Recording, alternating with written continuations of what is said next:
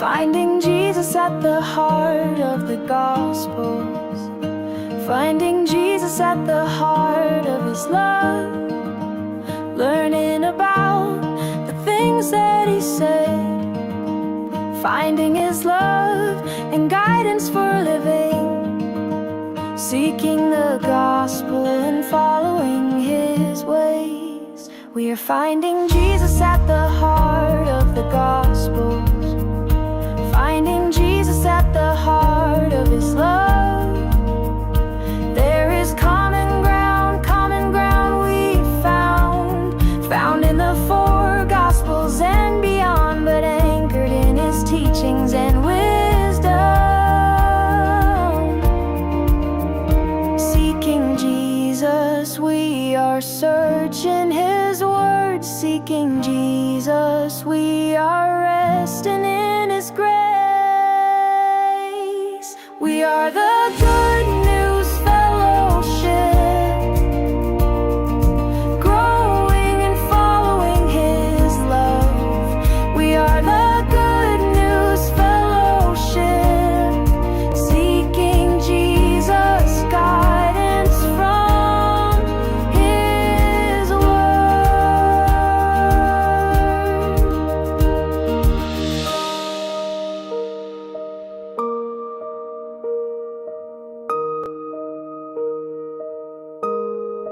We find peace on this common ground, allowing space to grow. We find peace on this holy ground. Sacred ways are felt and unity is sound. Peace in the knowing that this good news can be found.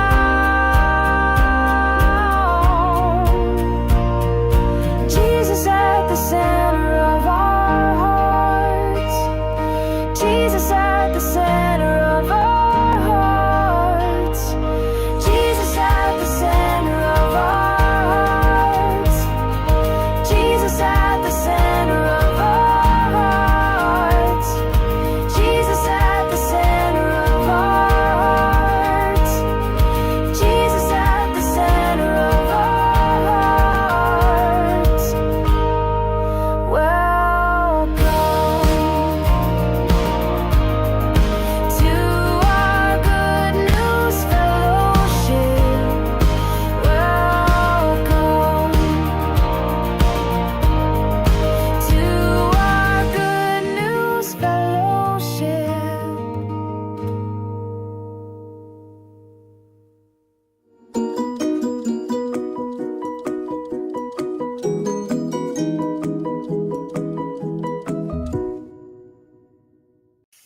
Hello and welcome to Good News Fellowship, our weekly gathering, tribe, connection, small group hangout, where we look at the good news of the gospel. And each week we have a different presenter.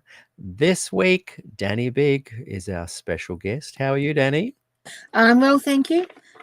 And today you've called the program Created to Create. I like that.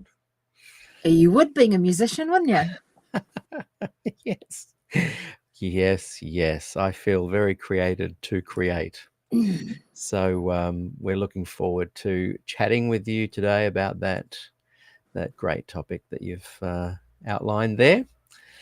And good to have everybody watching. Welcome, everybody. Good to see you here. We are going live to a couple of other platforms today, just to give our channel a little bit of a plug, a little bit of a boost. And those watching from other platforms, please go and watch from our YouTube channel /at Gospel Good News Fellowship.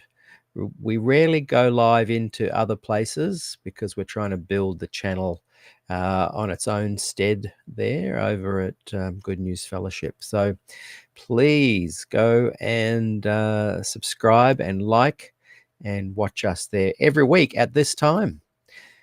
Well, coming up to Christmas, we might have a couple of gaps. We'll see how we go. But if that happens, there's plenty. This is number 61, and there were at least 20 before that when we were a slightly different name. So there's plenty of material there to go through and look back upon, and it's just getting better and better every week. So as always, we're going to start with our theme song, beautifully performed by Malcolm Clark. Here it is, Let Us Break Bread Together.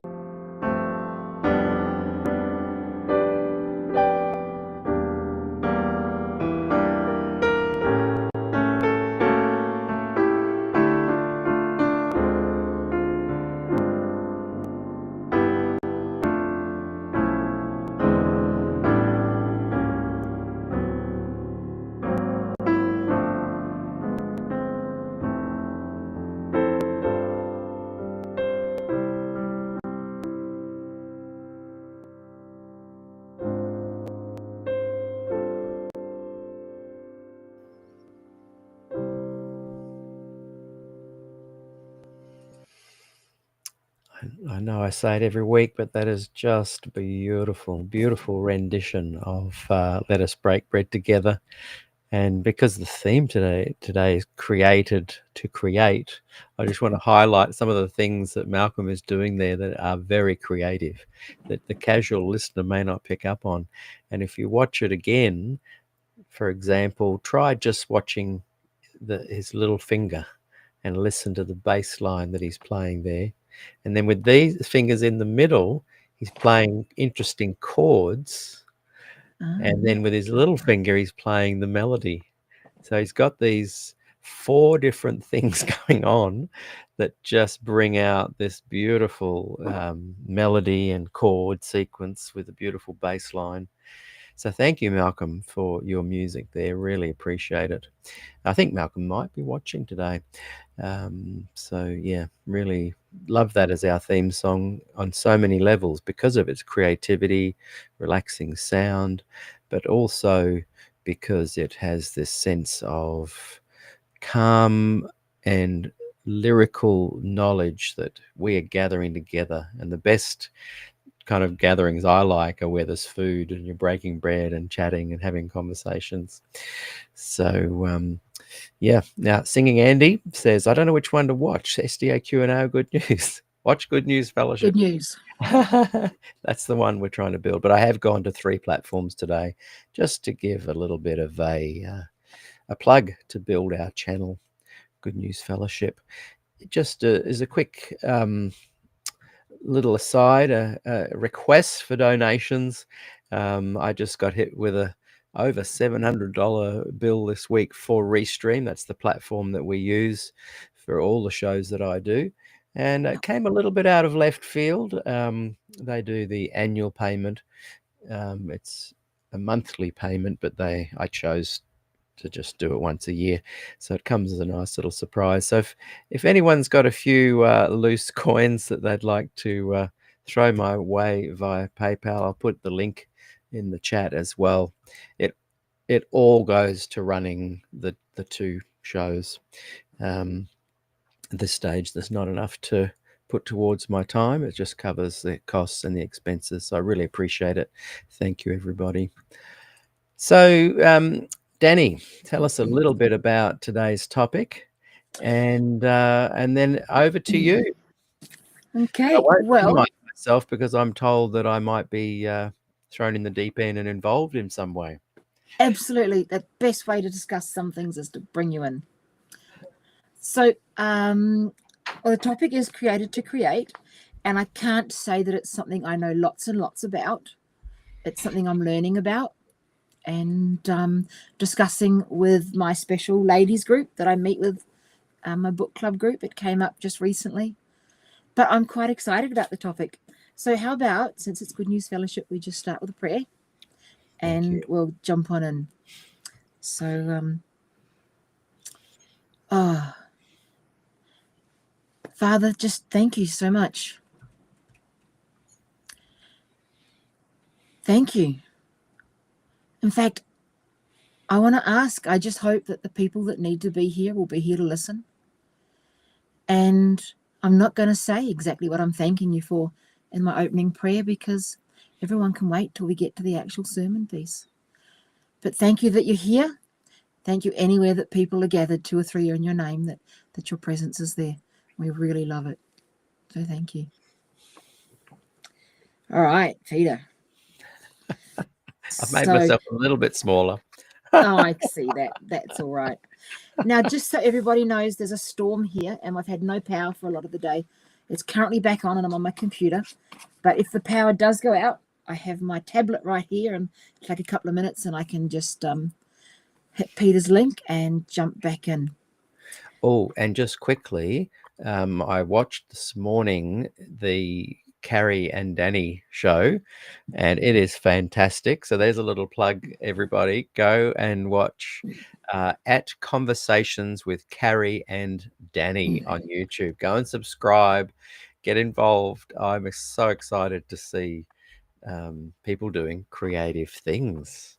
So tell us quickly about that, and then into the program. Actually, Peter, what happened was, as you know, everyone knows here, I do the scheduling generally for your show, and I don't normally schedule myself, but we had a gap today, so I thought I will fill it.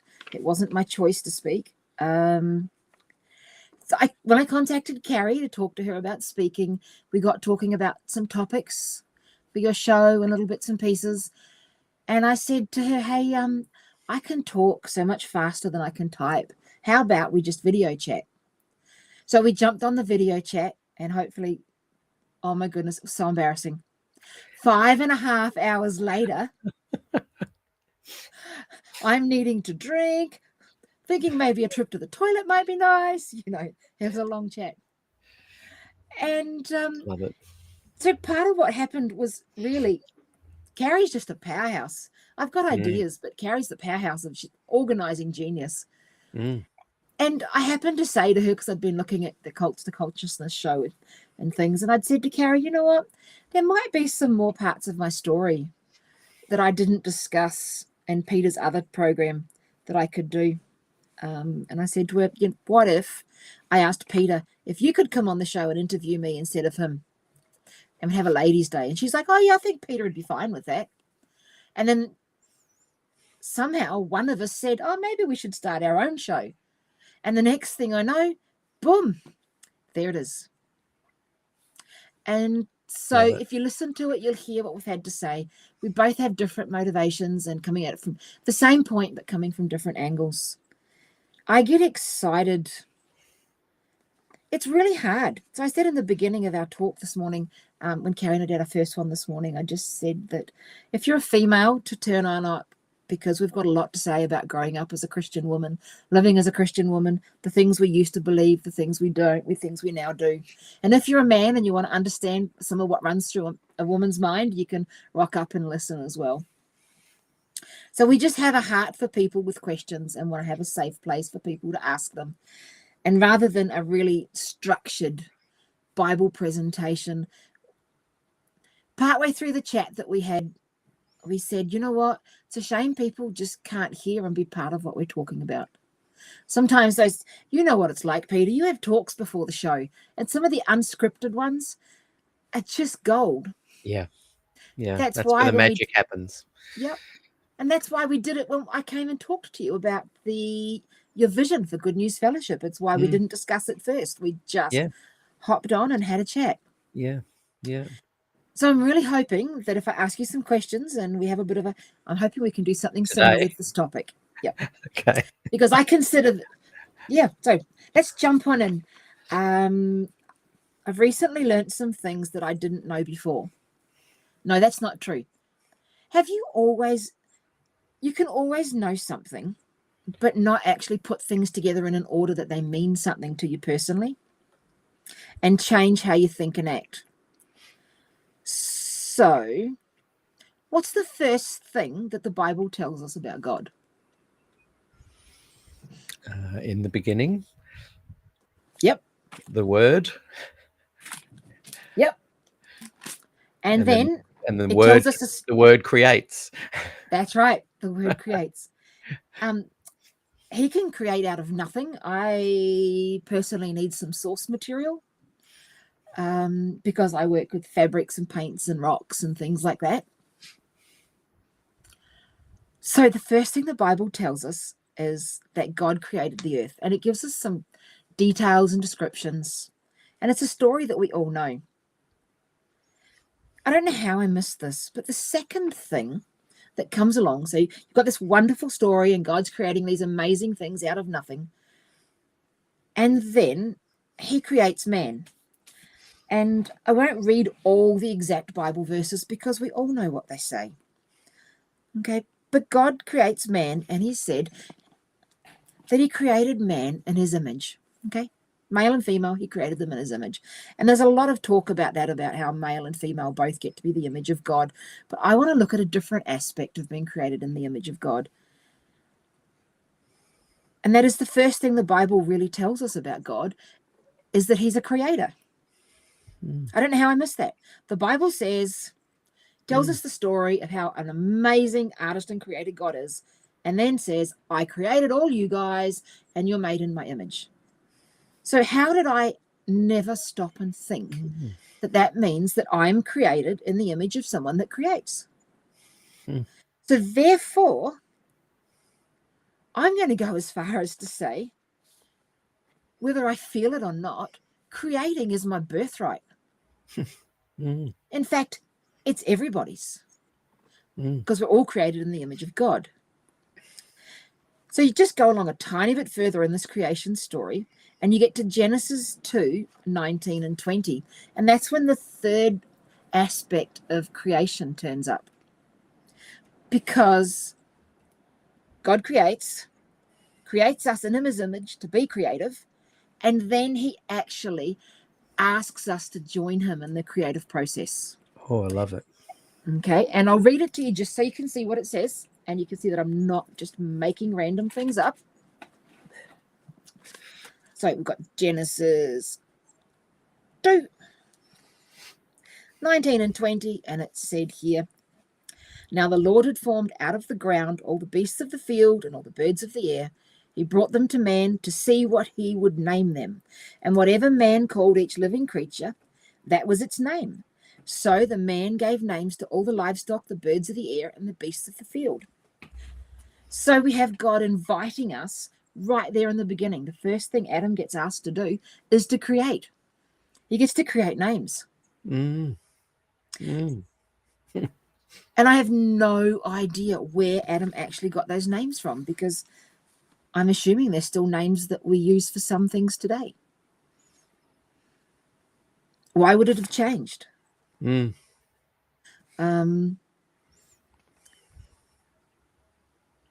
It just blows my mind. Mm. Mm.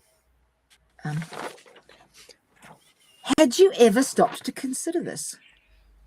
Well, Being a creative yourself.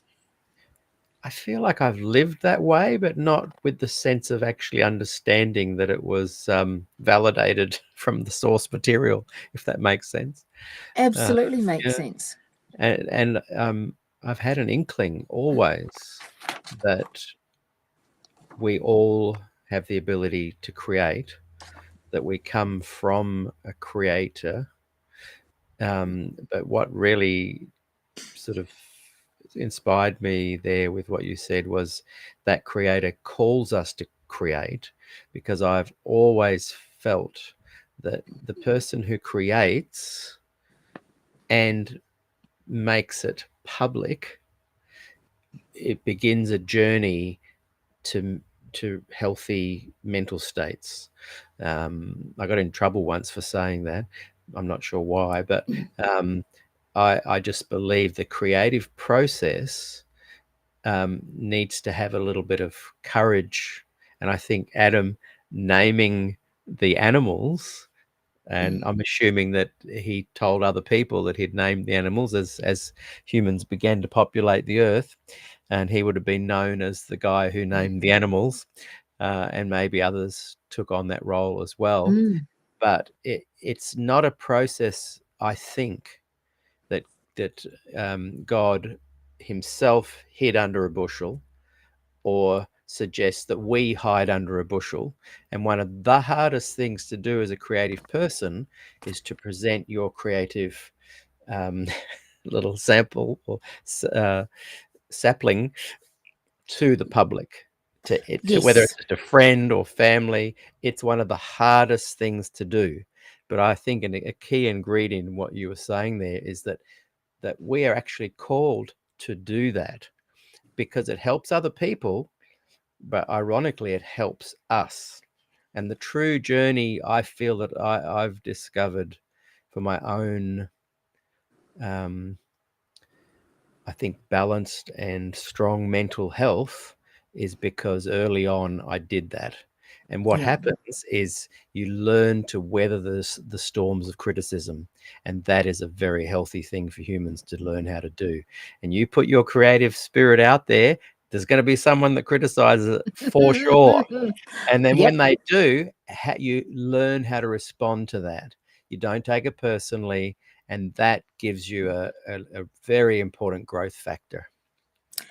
Yes, there's a thing I've seen recently on YouTube talking about growing anti-fragile people, which was quite interesting. So it's on Facebook. Some thoughts that hadn't come to me, but now that you're speaking about the fear of putting things out there, creating is a really personal process. For those of you listening that might be thinking, oh, but I don't create anything, don't just stop listening yet. I'm going to come around to that and offer you some thoughts you might not have thought about. But with the putting out the personal thing for creation, there was a Catholic monk wrote a book called Why Am I Afraid to Tell You Who I Am? A guy called John Powell. And he took it to a group of primary school kids. And he said to this primary school kids, why are you afraid to tell people who you are? And he got back all these answers, and the book was fascinating. But the one that he named the book after was just it stayed in my heart. I read this book when I was about 16, and I've never Mm. forgotten this little kid. It changed my life. This Wow. little kid said, I am afraid to tell you who I am because it's all I have and you might not like it. That's very profound. I thought that was haunting. So yes, Mm. putting your creations out there can be really scary. Yeah. So other things, actually, I'm just going to touch on trying to decide. There's some really interesting comments here, and I don't want them to get Yeah. lost. So I'm Yeah. going to jump Bring to up the anything. comments, Bring and up then I'll come anything back you to want. my notes. Yeah. Yeah. So I left them up now. I'm getting braver with leaving the comments up. So Frank here said, and this was something I hadn't ever thought about. That's awesome, Frank. But a lot of your thoughts are, so I'm not surprised. We were created to take care of God's creation, to cause it to flourish. In a sense, we were created as co-creators with God. And this is how we bear his image into the world. So on what Frank said as well, next on my page was something else that I thought was interesting.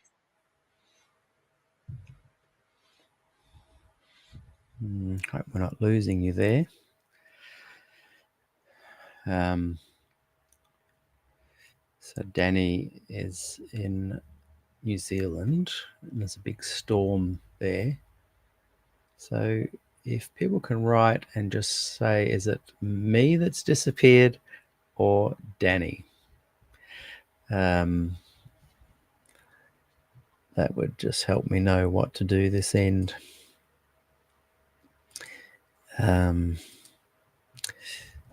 Yeah, so I think Dani's gone from here, but am I also gone? If someone could let me know in the chat. It's a fascinating topic. I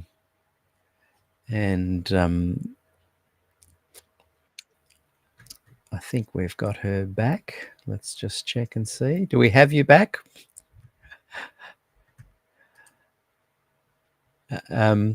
Can't hear you, but we can see you. Can't hear you still.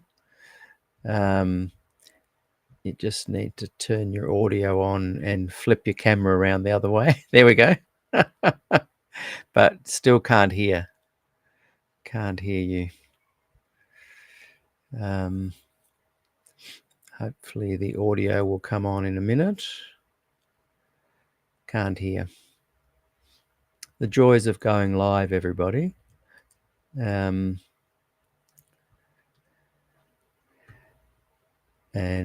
while Dani, can you just wave if you can hear me?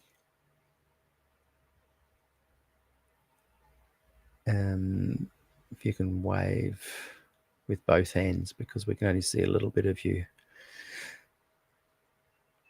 If you do this, if you can see me. Oh, good. If you can hear me. So you can hear me, but we can't hear you. So you'll need to find some buttons there that turn the volume on. And while you're looking for the buttons, we'll bring up that comment that Dani was referring to by Frank.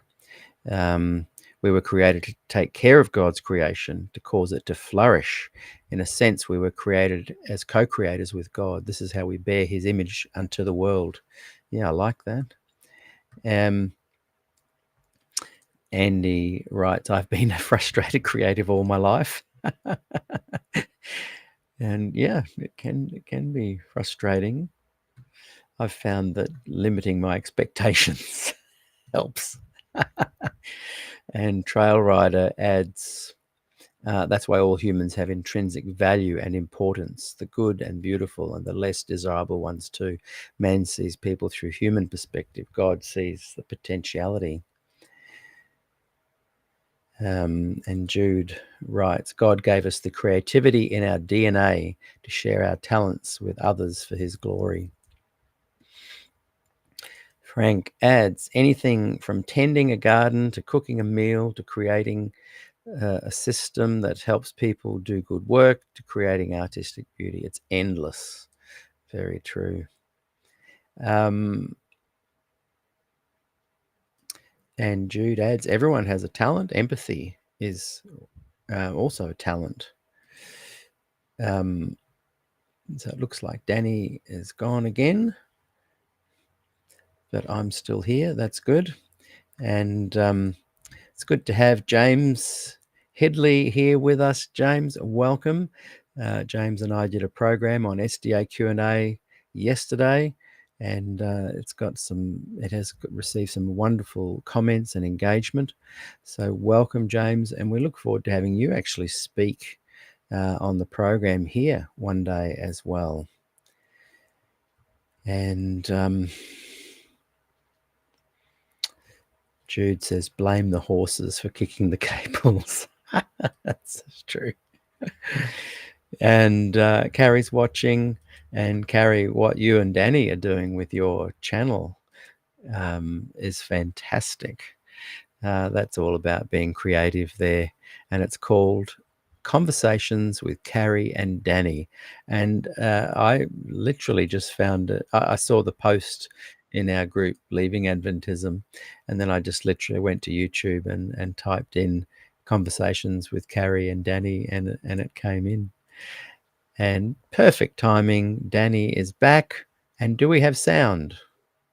Can you hear me this time? Yay! Awesome. Perfect. I just read some of those really interesting comments from Frank and from Marie and Trail rider. Carrie Yep. and Trail Rider and Frank and Jude. So back to you. Okay, so the camera's not quite as good on my laptop, but that's okay. We can. That's all right. Keep It going. was very good though. That whatever you've got there going, use that every time. And Okay. yeah, sounds So good. Frank was saying about we're called to co-create, and I wanted to just expand on that. I was going to jump ahead in what I had planned. Come back to that. You know, has it ever crossed your mind that God could have actually hand created every human being forever? Yeah.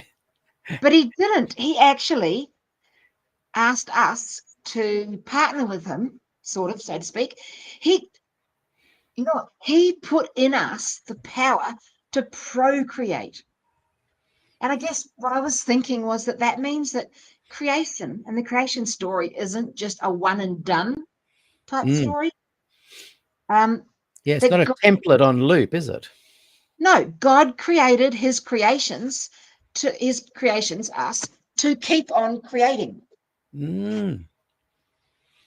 Organically. And just us, trees, flowers, leaves. He has put into all of those plants the ability to recreate themselves. So I guess I always read the story of creation and thought, okay, here's the creation story, it's done. I never thought that God created a creation story that is still creating thousands and thousands and thousands of years later. Yeah. I think the vastness of that story, it meant something to me.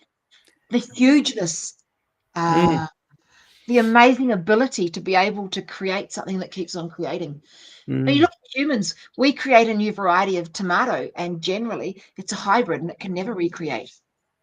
You cross a horse and a zebra and you get a hybrid that can never create. You cross a donkey with a horse and get a mule. Well, they're all sterile. They can't recreate. And I'm sure there's someone out there that can tell me some story about something that I don't know about. But in general, it was just fascinating when I started looking into this, how things actually worked. So to come back. And Moto Sapien just writes, Yes. Amen, Dani. God does not hoard creative powers. I'd never even thought of it like that. Yeah. Here's right. I have to get back to my notes since I got sidetracked by rabbit holes. Are the best thing about doing live shows sometimes, aren't they? Yeah, I reckon. Right. So creativity. I want to throw out there before we go any further. I know you were talking, Peter, about people having to share their creations. So I want to throw out there that not all creative things, not all art needs to be framed and hung on walls. No, exactly. Yeah. Not everything. I want to I want to expand the idea of creation outside of art and things that you hang on walls, and bring it to create something is to bring about something that wasn't there before you made it happen. So that means that it's not just as simple as you build a chicken coop, you put in a garden. It's deeper than that. Every time I cook a meal, I create something that didn't exist before I made it. So if you think about that concept, every time you rearrange the furniture in your studio, you create something. Every time somebody tired, exhausted, and maybe sad, if there's anybody out there like that, changes a baby's nappy, they create something. They create a clean atmosphere. They create something that didn't exist until they cleaned it up and created it.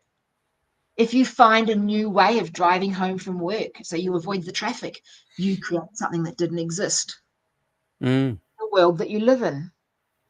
And why I guess I'm coming back to this point is I like movies. I think the reason we like movies is because they speak to us. Think about some of the amazing movies you've watched, or even stories from people you've met where they've said things like, oh, I want to be a musician because my dad was one, and every time I play a song, I think about him, and he's now dead. He's passed on. It connects us. Or the guy that says, oh, you know what? I never ever met my dad or my mum, but you know what? They were both in the army. And so I've joined. I'm following in their footsteps. What I really wanted to highlight is all the ways that I never thought of until this last week, where I get to follow in my father's footsteps.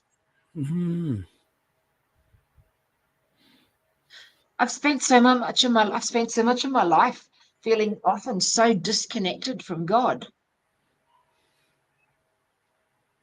And all along, the whole time, there were all these little things that if I looked at them differently, were actually forming connections between us, because they're things that I'm doing because I'm created in his image. I'm created to create things. Now, hang on a second. I don't want to miss the comments as they come down. Some good ones there. Right, so I'll bring some onto the screen. Yep. Someone had said, "Is this not just word of faith?" And Frank replied, and thanks, Shani Lee, for your comment. And Frank replied, "No, it's not word of faith. It is rooted in Genesis and is actually the point of the gospel, to restore the image of God in human beings, calling us to be truly human, joyfully created and creative." And he adds, every time we speak and express thoughts and emotions or concepts, we center something new, a new reality in a sense. And we create something new. In many ways, we are creativity in motion. Yeah. When I said about sharing creativity publicly, I'm definitely not meaning put something up for sale, frame it. I'm not meaning that. I'm meaning don't hide your creativeness from people because you're scared of what people are going to say. You know, if you've got a new haircut or if you're trying out some new fashion sense or something, don't worry about what people think. Be creative. So David down here said our problem, humanity, is that it's gone. In our fallen state, we can create evil too. Since you brought that up, I will touch on it. I hadn't planned to, David, but I will give it a brief mention in a minute. So someone here says we can't create new realities because we are not God. Well, I don't know how you meant that comment and what quite you mean by that, But as someone that spent 15 years working as a therapist, you absolutely can create new realities. And if we had enough time at the end, that was on some of the extra things that I had sitting there to talk about. And maybe what Shani Lee means is that in some ways, everything that is created is already created. And sometimes being creative is just really like opening a new room and turning the light on. Sure, a lot of that stuff might have been there, but what we are creating is our new reality, our new awareness. Creativity is about expanding our awareness, expanding our horizons as we flow in creative motion. Absolutely. Oh, here you go. Frank said, yes, we can create reality because God has given us that responsibility and ability. And I totally agree with that, Frank. After 15 years of working as a therapist, I've seen people do it and I've learned to do it myself. Not fabulously, but sometimes I've had to. Hey, so back on this creative thing, some more things that I found exciting. Tell me, Peter, if I said to you, what do you think? What first comes to mind? If I say to you, people filled with the Spirit of God, filled with the Holy Spirit. I know the Bible, from what I can tell, uses them interchangeably. What is the first thing that you think about when you think about people being filled with the Spirit? Usually I visualize seeing someone with their hands up, expressing some kind of joyous outpouring because the Holy Spirit has touched them in a way that makes them feel something. Yeah. But I think from there it can springboard into all sorts of things. So I often think when people talk to me about the Spirit of God and the Holy Spirit, my first thoughts, Bible related, normally go to Pentecost. Mm. So I've got to share how excited and amazed I was. Do you actually know, because I didn't know until someone asked me this question, do you actually know where the first mention is in the Bible of someone being filled with the Spirit? No, is it in Acts? No, this is going to blow your mind, Peter. That's where we would have thought it. The first mention of somebody being filled with the Spirit is in Exodus. Wow. Exodus 31. And wait for it, the guy was an artist. Anyone that does Bible study knows that the first mention of something sets the scene for the rest of forever. So here you go. Have a listen to this. I'm going to prove this. It is in Exodus 31, 1 to 5. And I'll just read out the pieces. Read it for us. Okay, here we got here. Then the Lord said to Moses, see, I have chosen somebody whose name I can't pronounce. Bezaleel or something funny like that. Son of Uri, son of blah, blah, blah. Verse 3. And I have filled him with the Spirit of God. And then it goes on to be specific, with skill, ability, and knowledge in all kinds of craft, to make artistic designs in gold, silver, and bronze. So what was fascinating to me was that it says here, someone here said Genesis. Yes, God did breathe the Spirit into us and we came to life as part of the creation process. But first mention where it actually says, God says, this person is filled with my Spirit. It was an artist. I And like it. if you look through Exodus, so if I go back a tiny bit in Exodus, okay, you've got Exodus 28, priestly garments, 29, consecration of Pharisees, all about the altar. Exodus is all about basically the building of the sanctuary. And in the middle of all these details, God stops to specifically say, someone quoted what God said to Moses specifically. It sits in there that this person was filled with the Spirit, and they were with the Spirit so they could create. Someone said, hey, Andy, have you watched Elizabeth Gilbert's TED Talk on creative? No, I haven't, but I'm thinking maybe I should. The other thing that fascinated me, back to what David said, was in the very next chapter after the first mention of God giving someone his Spirit to create. We also see in chapter 32, the first time I can think of clearly where creation is used for not a good thing because they create the golden calf. Mm, mm.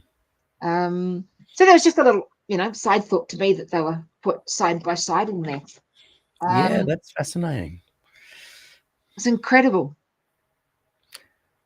So I'm still just... Artists often have a radar that's kind of a bit more sensitive, which is ironic because it is also then sensitive to criticism as well. And so artists, I believe, need to learn how to thicken their skin while remaining empathetic and creative still. And that's a slow process, but it's possible. But I also think community that creates safe spaces needs to look out for everybody, including artists, and Yes. keep each other accountable.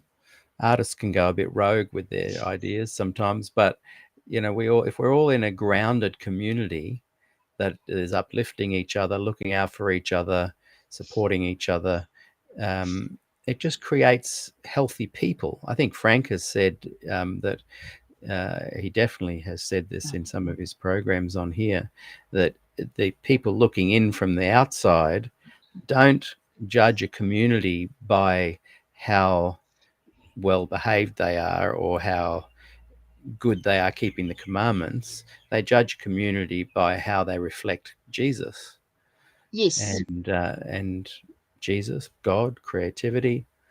So I think there's an important element there we need to not forget, and that's the pastoral care of each other, whether you're an artist or not. But Just keeping an eye. there's no artist or not in it, because that's what I wanted to try and explain here too, is that every single one of us create. Exactly. We Yeah. don't know that we're doing it always. We're all up Exactly. front creating like you. Yeah. Sorry, I think Mother just said here about the golden calf was created before the Tower of Babel. Yes, it was.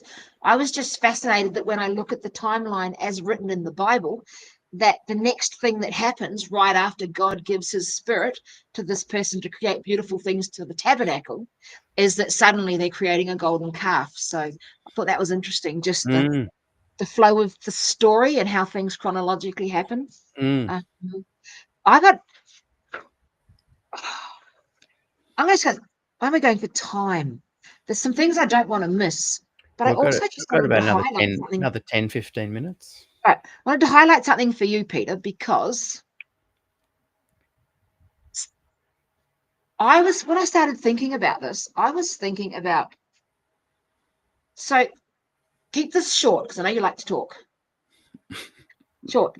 When you write a new song and you engage in that creative process and you write a new song, I'm just wondering how it feels. I imagine how it feels, but I mean, how does it feel to create a new song and play it and think it's wonderful? Well, to think it, Yeah, whatever well, you think about it. you don't like you're saying about we're all creative. I don't sit there and think, oh, I'm a creative person. In fact, I often don't think I am. And some of my original songs, early songs, people, I remember thinking when people responded positively, I was a bit surprised because they said that was special. I thought, oh, I wasn't trying to be special. I just needed to get it off my chest. So part of my creativity sometimes is a catharsis, but it happens without trying. You just feel it welling up and you go, oh, there's some words and I can hear some chords, and you grab your guitar and start strumming, and then out it just sort of flows, and it's a beautiful experience. But I think any person creating something, from making a cup of tea to writing a song, has that similar feeling of joy. There's some joy at the center of it. With the creating a cup of tea, it just brings me back to one of the things that I wanted to keep highlighting, which is the little things we do every day that, if we stop to think about them, are walking in the footsteps of how we were created to be. One of the things that came to mind when I was writing this was when I started thinking about you for a second, Peter, and the fact that you write songs, so you create them. And so you get to walk in God's image. But then some people, I think, get an extra layer of things. So not only do you get to create a song, here's a mind-blowing thought for you, but you get to create a concert. Yeah. which you get to share your creations a second Yeah. time. And it goes round and round and Yeah. round in this giant loop. And Yeah. I was just wondering, and the thought now, wanted to highlight that now that we're talking about how creating things is walking in what God's created us to be. I remember when I decided early on that I wanted to do music full time as my career, and I was a couple of 2-week tours in playing night after night, and it hit me that I had to treat it like a craft, because some nights you played well and the audience wasn't that into it. Some nights you didn't play well and the audience loved it. Some nights everything kind of worked in harmony and it was great. And so you had to learn to somehow step back a little bit from that process. But I remember the moment when I realized, if I committed to doing this, some of the songs I really loved, people were singing along with me, and that was a mind-blowing thing.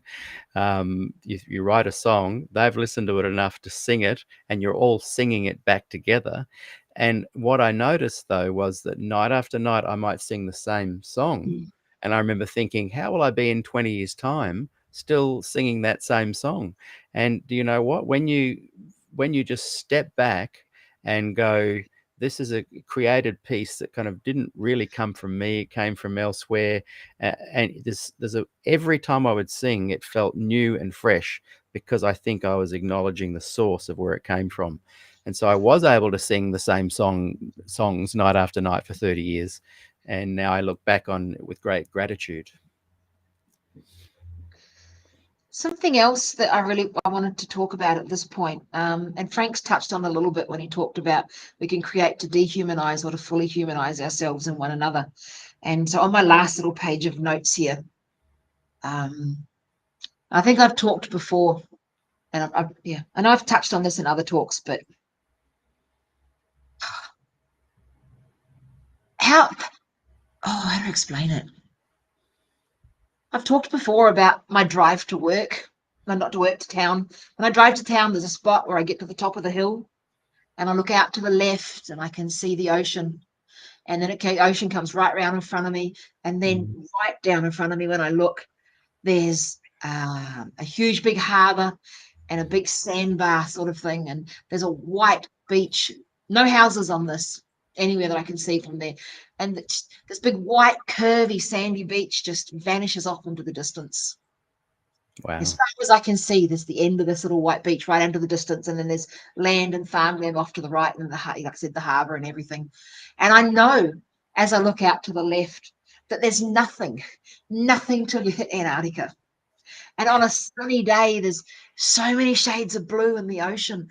And I've taken to speaking it out loud now.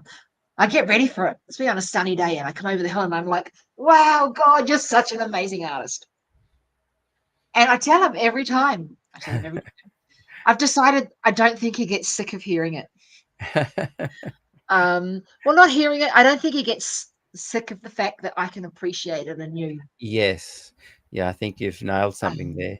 By appreciating it anew, you are engaging in the creative process of discerning beauty. And if you are creative and build on the ability to do that, then as you drive along, as you walk along, you see beauty all around you, and you become one with that beauty, because you are interpreting it as beauty and you are part of the creative process in real time. It's not just something that happened back in Genesis, it's in real time. In real time. And so that's also where creativity and worship overlap. Without the standard, people think, oh, worship music, worship in church songs. That's where creativity and worship overlap. And I have to throw in there, from a therapy point of view, that that's part of creating your own reality. Because what you speak and what you think actually changes your body chemistry. There's scientific proof that when you say thank you and you enjoy something and you give praise, it stimulates endorphins and it activates that part of your mind. And when you think negative things and you talk about how bad things are, that it can release cortisol in your brain and it can change your chemistry that way. But I'm going to keep going with that thought of looking at beauty and stuff. So we'll use you for an example. You're an easy one, Pete. You've got I'm the kids, target and today. well, no, it's just that you talk so often about how much you love your kids. Oh, yeah. Yeah. So I'm guessing, not to lead or put words in your mouth, but I'm guessing that there's times right from the time they were little teeny weeny babies and you've done that whole big interview on television about wanting to have a child. It's all Mm, public knowledge, it's out there. yeah, And yeah. then what happened after your first one. So I'm guessing there must have been points in time where you looked at that child and you look at your girls now, and you just, I know it does when I look at my cats and the kids in my life and all sorts of things. But a time, I want to be specific, when you look at your kids and you think, isn't God an amazing artist? Yeah. With their little Yeah. fingers and toes and their cute little smiles, and you get all gooey, right? And you go, oh, God's an amazing Yeah. artist. My kid Yeah. is so gorgeous. I Yes. I literally have I checked in my phone photos since they were born, and they're 11 and 13 now, 90,000 photos. And I think that first 5 years, there was 5, 6 photos a day, and with me marveling at that very thing you speak of. Yep. Just and if you allow that to wash over you, it just heals something in you as well, because you're marveling that beauty that you were part of the procreation, and it's just takes your breath away. Yeah. Now, I've got one step further for you to take this. Mm.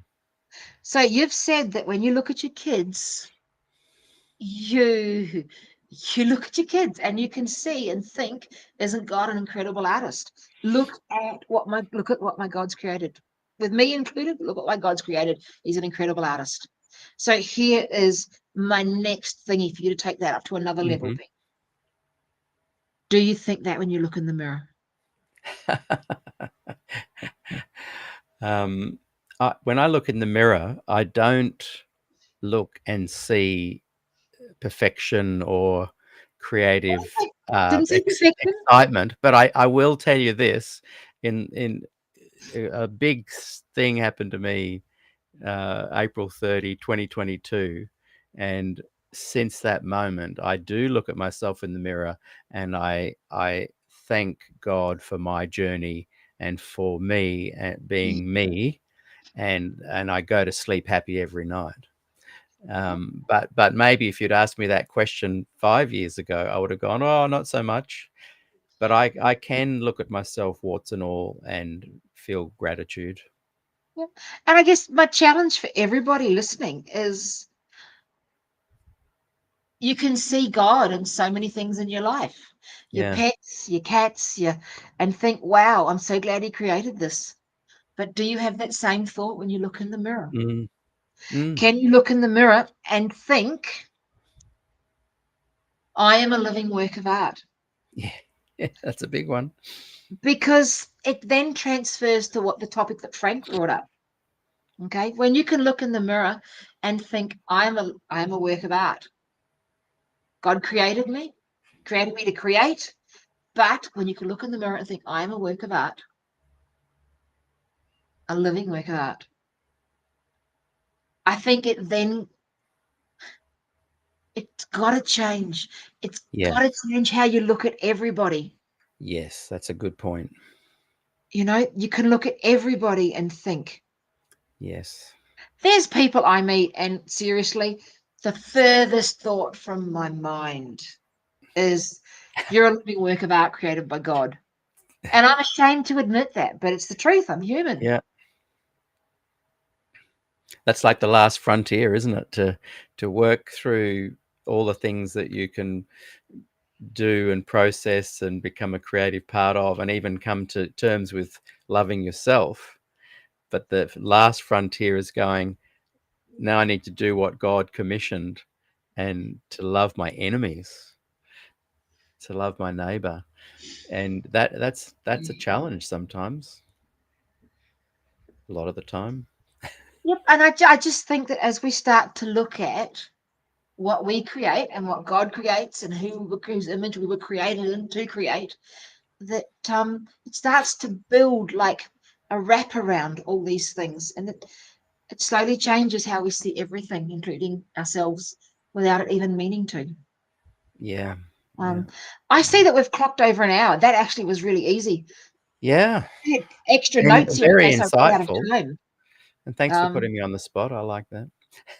I just think that it's different. And I'm not going into it, but I'm just going to leave a thought out there as well, along with, can you look in the mirror and see yourself as being a living work of art?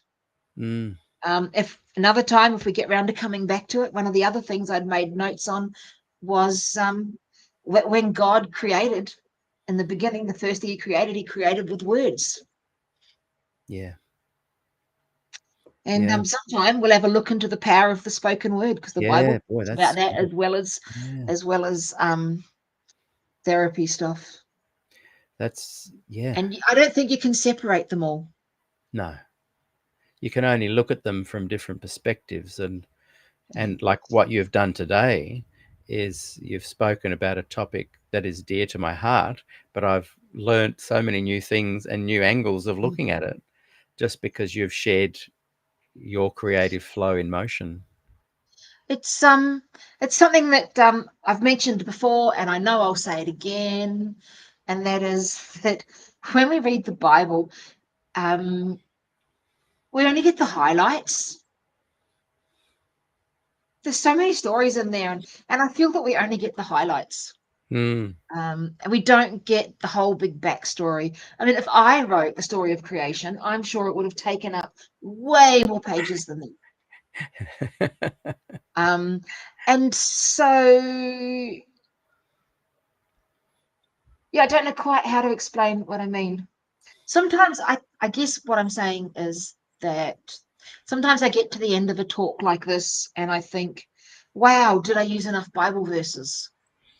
But sometimes I think we need to read between the lines and see the rest of the story that wasn't Yeah. necessarily spelled out in black and white because we only got the highlights. And Yeah. I've been really excited about this for the last couple of days and couldn't wait to come in here and discuss it with you. So thank you for being a good sport and Thank answering you. questions as we went along. And you know what? I don't think we should ever look at a conversation as needing to have all the right boxes ticked. What we're doing here at Good News Fellowship is it's an ongoing dialogue. You know, next time we meet or next time you're in chat or whatever, you can write, oh, I should have thrown in that. Do you know what I mean? It's like this Yeah. is an ongoing thing. We don't ever have to get it right. Sorry. Here, bring up Mado's comment, Pete. What's he said Joke. here? Dani, thank you for that. I'm going to go home and tell the missus about this and challenge her to do the same. She'll then force me to do it against my will. See, that's very creative, Mato. I love the live chat comments, and Look, I wanted to comment on that today. They've been fantastic. The engagement has been amazing. Andy I also writes, create a clean heart in me, not spiritually, physically. physically. I really want to encourage people that come and watch this later on, that aren't watching it live, or even people that are here live, but especially those that come and watch it later. Put your comments down below, your thoughts, anything that you think, yep, I understand that, or I've thought it.